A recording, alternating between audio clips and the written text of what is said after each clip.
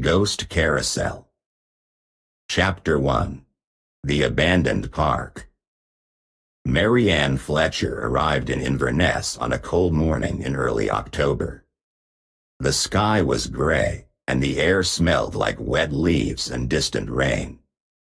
She wore a long coat, carried a notebook in her bag, and walked with purpose. She was a journalist, known for her sharp mind and strong opinions.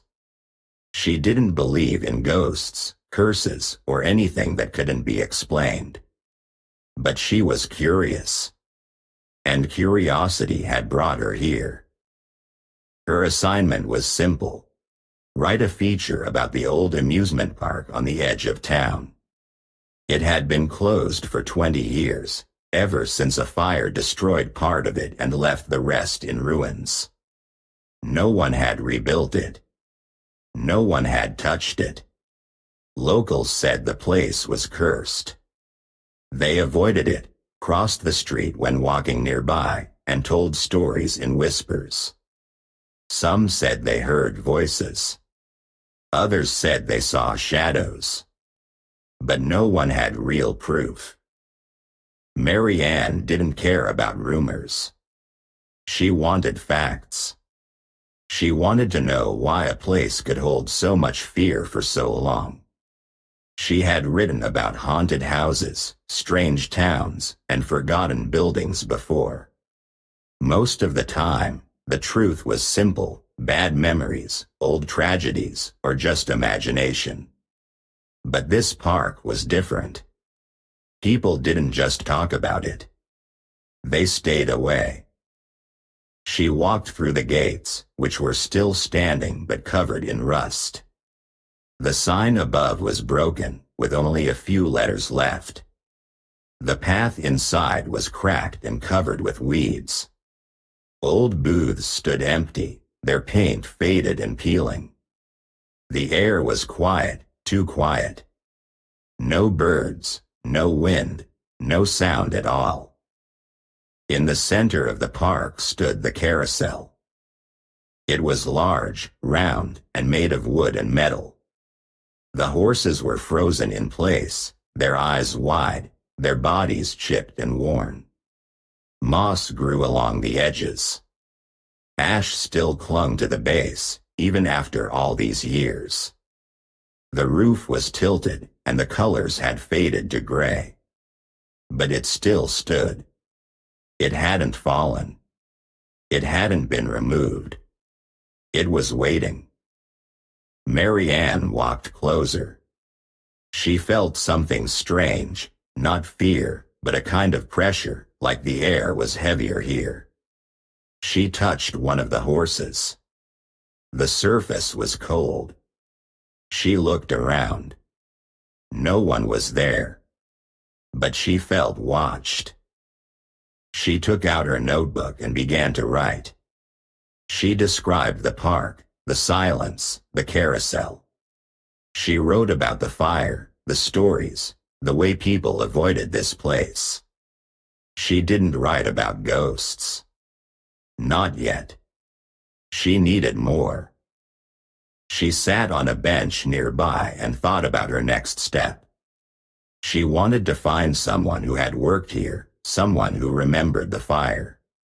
She wanted to understand what had happened. Not just the facts, but the feelings. Why did this place still hold so much power? Marianne was not afraid. But she was not calm either. Something about the carousel stayed in her mind. It was not just old. It was not just broken. It felt alive. She decided she would return tomorrow. She would ride the carousel. Just once. Just to see. She didn't believe in curses. But she believed in experience. And if she wanted to understand the fear, she had to feel it herself. As she left the park, the wind began to blow. Leaves moved across the ground. The gate creaked behind her. She didn't look back. The carousel stood in silence, waiting. Chapter 2. The First Ride. The next morning, Marianne returned to the abandoned park. The sky was cloudy, and the air felt colder than the day before. She wore her coat buttoned up to the neck and carried her notebook in one hand. The silence of the place was still strong. No birds sang. No wind moved the trees. It was as if the park had forgotten how to live. She walked slowly toward the carousel. It stood in the center, quiet and still, surrounded by broken benches and faded signs. The horses looked frozen in time, their chipped paint and cracked saddles showing years of neglect. Marianne stopped in front of one and placed her hand on its neck.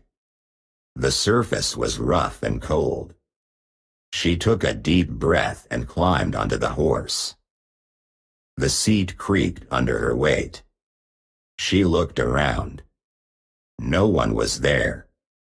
She reached for the metal pole beside her and held it tightly.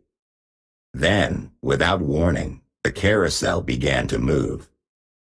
It turned slowly at first, the gears groaning with age. Marianne felt the motion in her chest, like a slow heartbeat. The world around her started to blur. The trees, the sky, the broken booths, all faded into a soft gray. Then the visions began. She saw children running through the park, laughing and chasing each other. Their clothes were old-fashioned, their faces full of joy. But the joy didn't last. The scene changed. Screams filled the air. Fire spread across the ground. Smoke rose into the sky. People ran in panic. A woman cried out, reaching for someone. A boy fell to his knees, coughing. The carousel kept turning. Marianne felt like she was inside the memory. It wasn't just a picture, it was alive. She smelled the smoke. She heard the crackling of flames. She felt the fear in her chest. Her hands gripped the pole tighter. She wanted to close her eyes, but she couldn't. The images pulled her in. Then she saw something else.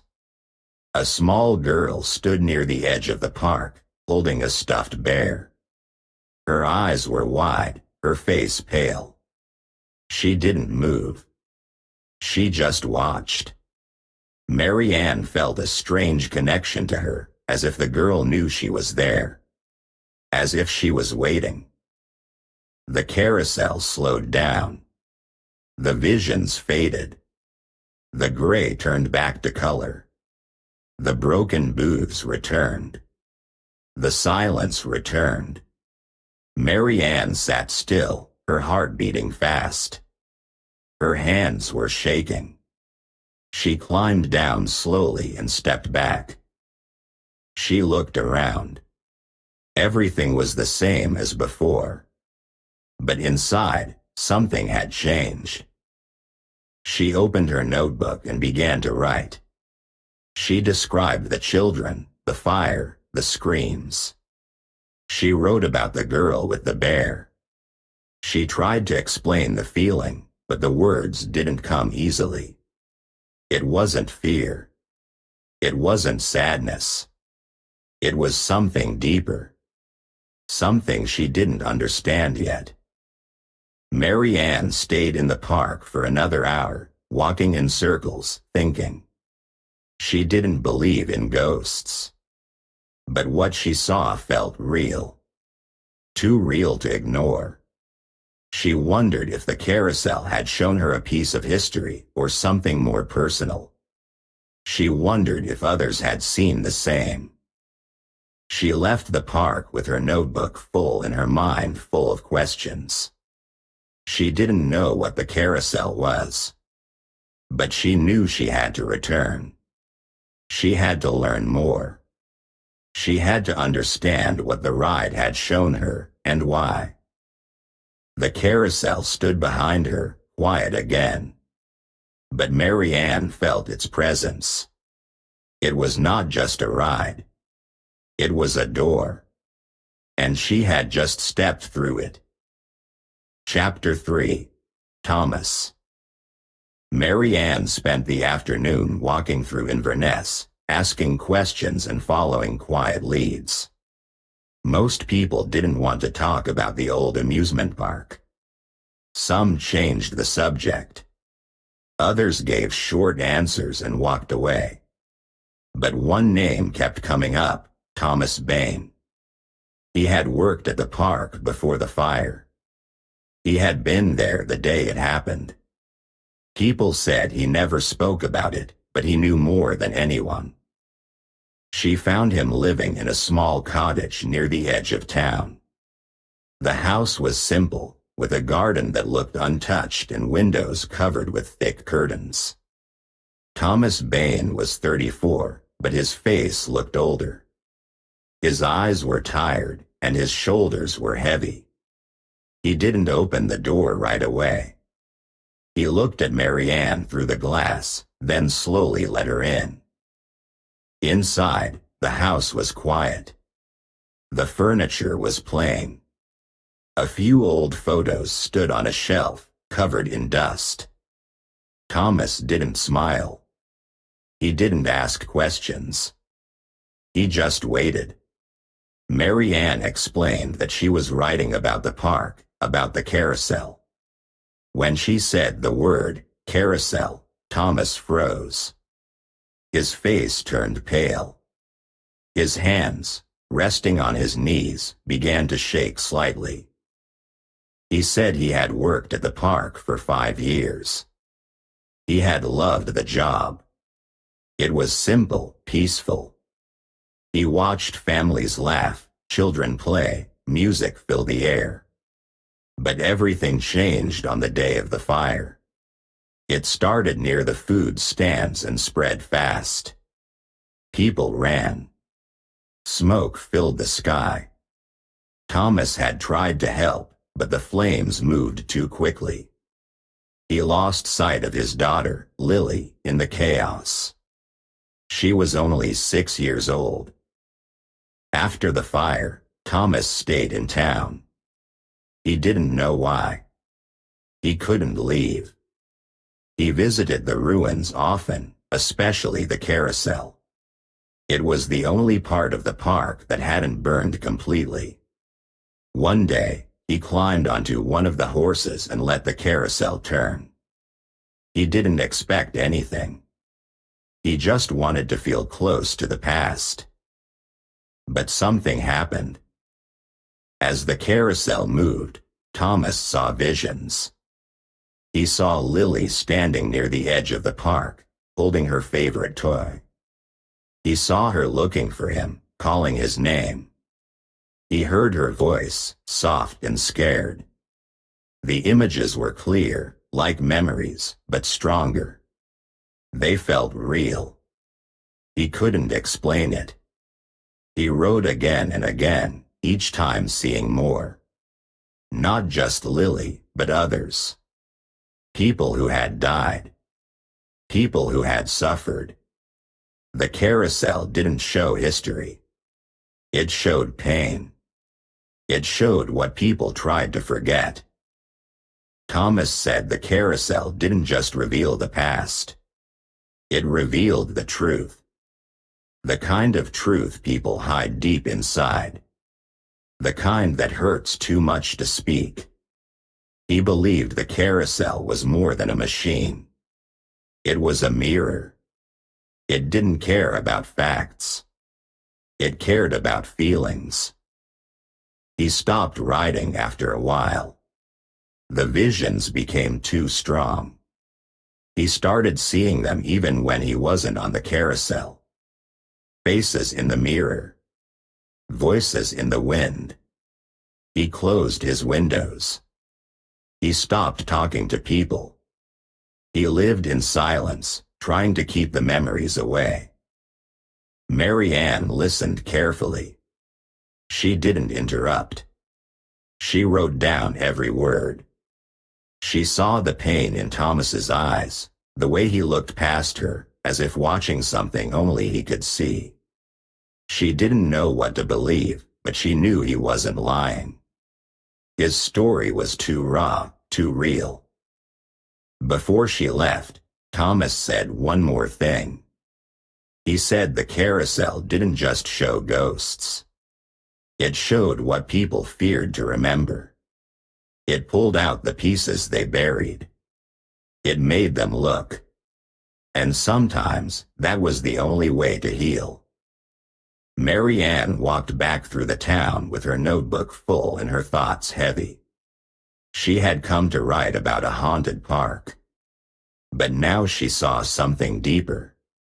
The carousel wasn't just strange. It was personal. It touched something inside people. Something they didn't want to face. And she knew she would ride it again. Chapter 4. The Second Ride. Marianne returned to the park 2 days later. The air was colder, and the sky hung low with thick clouds. She wore gloves this time, not just for warmth, but for comfort. Her first ride had left her shaken, but also curious. She had written pages in her notebook, trying to make sense of what she had seen. But the more she wrote, the more questions she had. She needed to understand the carousel better. She needed to know what it wanted to show her.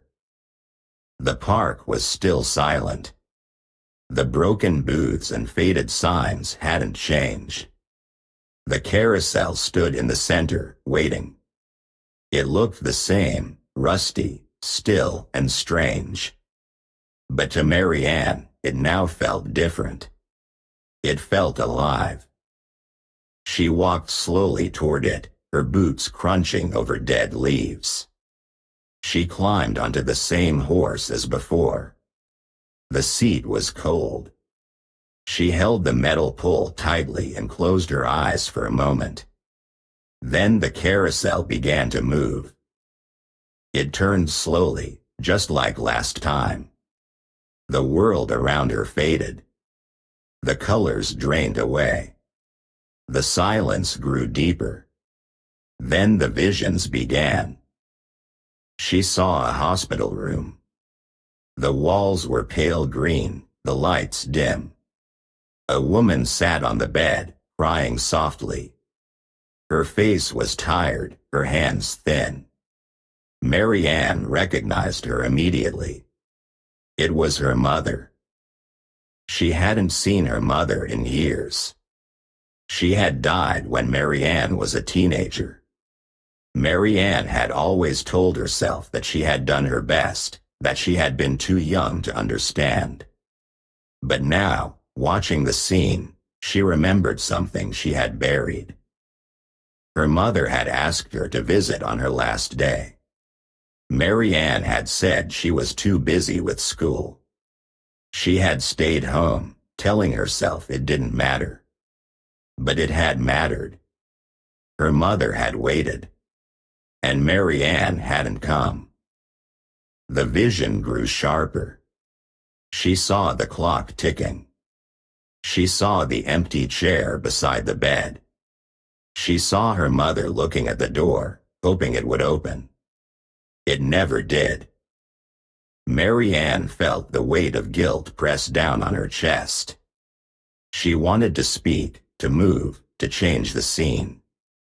But she couldn't. The carousel kept turning. The memory held her in place. Then the vision faded. The hospital room disappeared. The colors returned. The broken park came back into view. The carousel slowed and stopped. Marianne sat still for a long time. Her hands were cold. Her heart was heavy. She climbed down slowly and walked to a nearby bench. She didn't write in her notebook right away. She needed time to think. She had always been strong, always logical. She didn't believe in ghosts or magic. But the carousel had shown her something real. Not a ghost, but a truth. A moment she had hidden from herself. A choice she had made and never faced.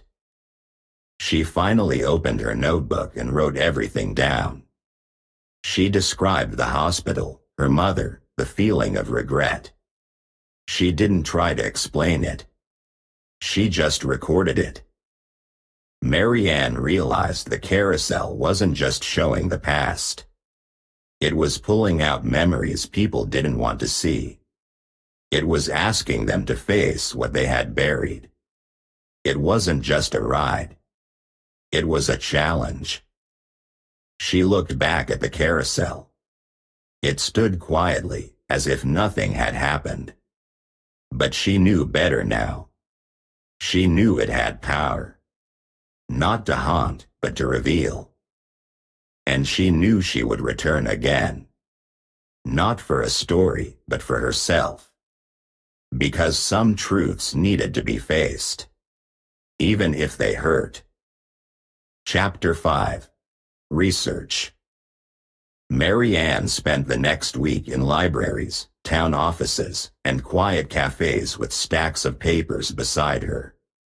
She searched through old newspapers, fire reports, and handwritten letters. She wanted to understand what had happened at the park, not just the fire, but everything that came after. The carousel had shown her something personal, something painful. Now she needed to know if others had seen the same. She started with the local archives. The fire had happened in the summer of 1973. It had destroyed half the park and taken the lives of 7 people, 4 children and 3 adults. The cause was never fully explained. Some said it was an electrical fault. Others believed it was something more mysterious. But the official report was simple: accident, no foul play. Marianne wrote down the names of the victims. She looked for their families. Some had moved away. Others still lived in Inverness. She contacted them gently, explaining her work and asking if they would speak with her. Not everyone agreed. Some refused to talk. But a few welcomed her in. One woman, Mrs. Calder, had lost her son in the fire. She lived alone in a small house filled with old photographs. She told Marianne that she had visited the park years after the fire. She had sat on the carousel just once. She had seen her son, standing near the edge of the ride, smiling. She said it was the most painful and beautiful moment of her life. She never went back. Another man, Mr. Doyle, had worked at the park as a cleaner. He had ridden the carousel out of curiosity. He saw his brother, who had died in a car crash years before. The vision was so strong that he fainted. After that, he stopped speaking for almost a year. He said the carousel didn't just show memories, it opened something inside. Marianne collected these stories carefully. She didn't judge. She didn't try to explain. She just listened and wrote. Each person had seen something different, but all had felt the same thing: truth. Not facts, but emotional truth. The kind that lives deep inside and rarely comes out. She began to see a pattern. The carousel didn't show random images. It showed what people feared to remember. It showed guilt, regret, loss, and love. It didn't create pain. It revealed it. Some people found peace after the ride. They cried, they forgave, they moved on. Others couldn't handle it. They broke down, withdrew, or left town. Marianne thought about her own experience. She had seen her mother alone in a hospital room. She had felt the weight of her own choices. The carousel hadn't punished her. It had reminded her. It had asked her to look, to feel, to accept. She returned to her notes and began to write a new kind of article. Not about ghosts or curses, but about memory. About how people carry pain without knowing. About how one strange ride could open a door to healing or to fear. She also thought about Thomas. He had seen his daughter. He had lived with that vision for years. But he had also found something in it, a connection, a goodbye, a kind of peace. Marianne understood now why he had stayed near the park. It wasn't just grief. It was something deeper. The carousel was not a curse. It was a mirror. It didn't haunt people. It helped them see. And sometimes, seeing was the hardest part. Marianne closed her notebook and looked out the window. The sky over Inverness was gray again, but she felt something clear inside. She knew she would return to the park. Not for answers, but for understanding. Because the carousel didn't give facts. It gave truth. And truth, even when painful, was worth facing. Chapter 6. Thomas again. Thomas Bain had lived with silence for many years. His days were quiet, his house still, his thoughts heavy. He had learned to carry grief without speaking. He had learned to live with memories without looking at them. But something had changed after Marianne visited him. Her questions, her honesty, and her own experience with the carousel had opened something inside him. He began to think about the ride again, not with fear, but with a strange kind of hope. One morning, Thomas walked to the edge of town. The sky was pale, and the streets were empty. He wore his old coat and carried nothing with him. Marianne met him near the park gates. She didn't ask questions. She simply walked beside him. They entered the abandoned park together. The carousel stood in the center, just as it always had. The horses were still chipped and faded. The air around it felt cold and quiet. Thomas looked at it for a long time.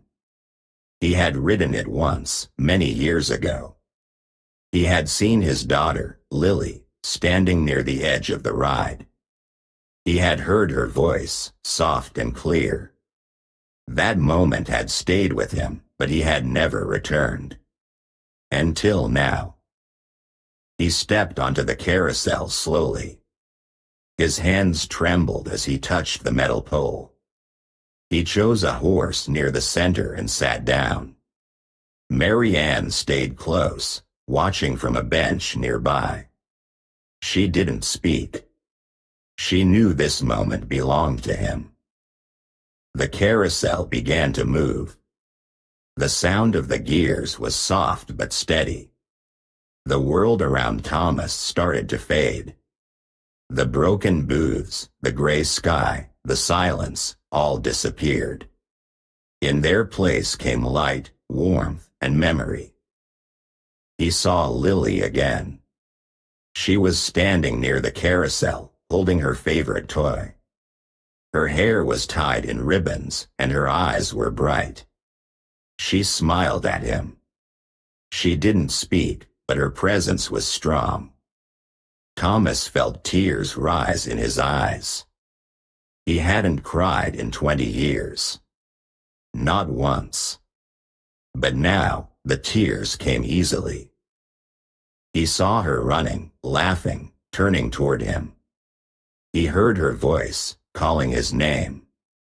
He felt the love, the loss, the longing. It was all there, alive and real. The carousel kept turning, but time felt slow.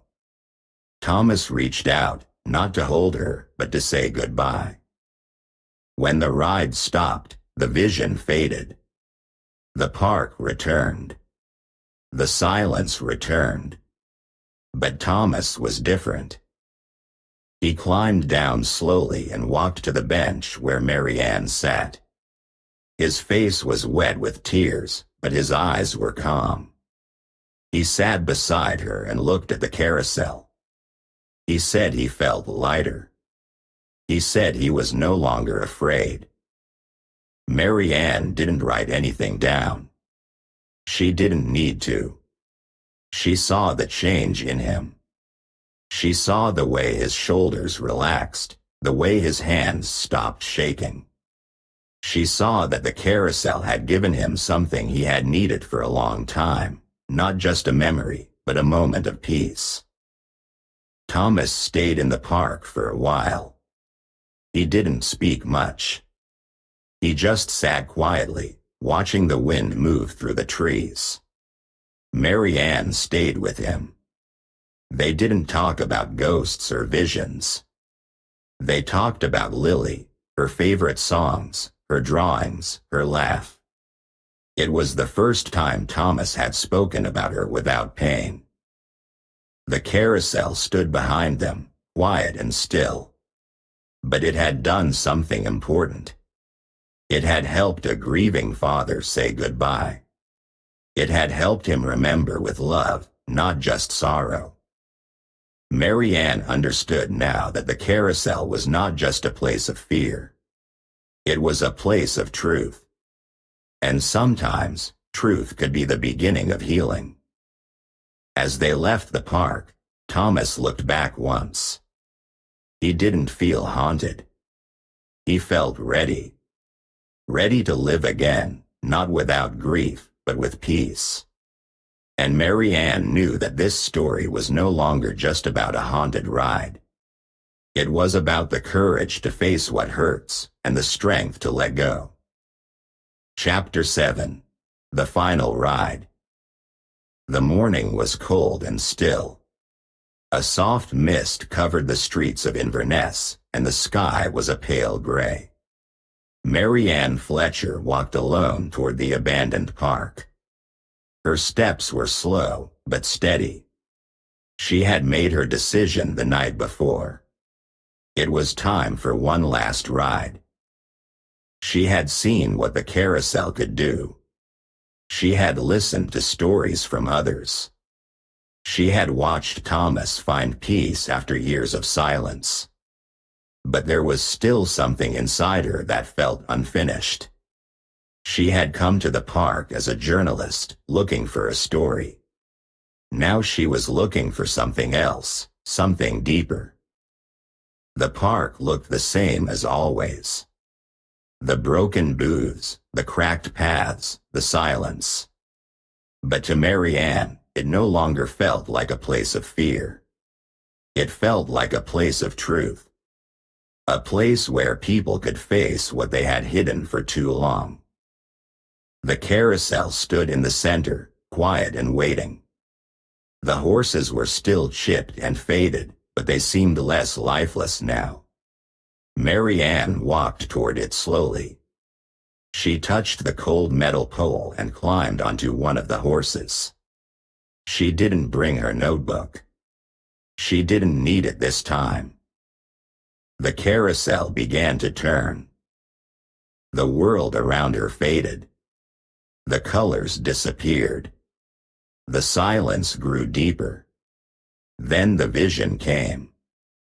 She saw herself, not as a journalist, not with a pen or a camera, but as a young woman sitting alone in a small room. Her arms were crossed. Her face was calm, but her eyes were full of fear. She watched as people tried to get close to her, friends, family, even strangers. Each time, she pushed them away. Not with anger, but with distance. She smiled politely, changed the subject, or walked away. She saw moments from her past. A friend who needed comfort, but she stayed silent. A man who offered love, but she turned away. A letter from her sister, left unanswered. She had always told herself she was too busy, too focused, too strong. But now she saw the truth. She was afraid. Afraid to be seen.